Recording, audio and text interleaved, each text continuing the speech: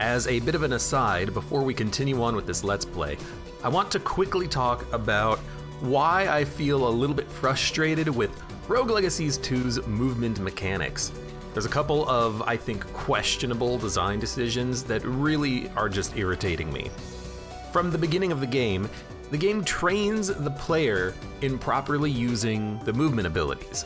You use the spin kick to move vertically, blue lanterns to start, and then you get echo kick wall sconces later on.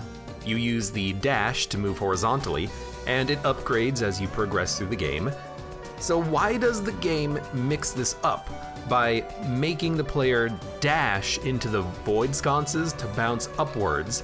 Does it make sense to the player to use the horizontal movement ability to move vertically? No, it doesn't. These void sconces, they even look like the next iteration of a kick. So why not just let the player kick off of these? Then they're using the vertical movement ability to move vertically, and the dash is maintained as a horizontal movement tool.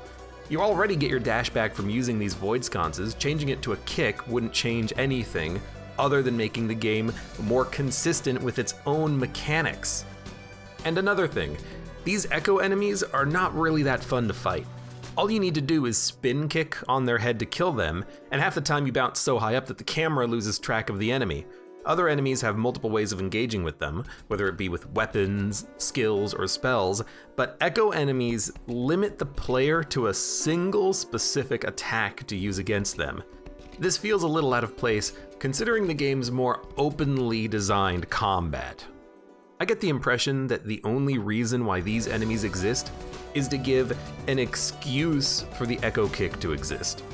As in, you will need the kick to kill these enemies, as opposed to you will want to use the kick against these enemies. Do you remember those shield knights from Rogue Legacy 1 who were vulnerable from behind and took very little damage from the front?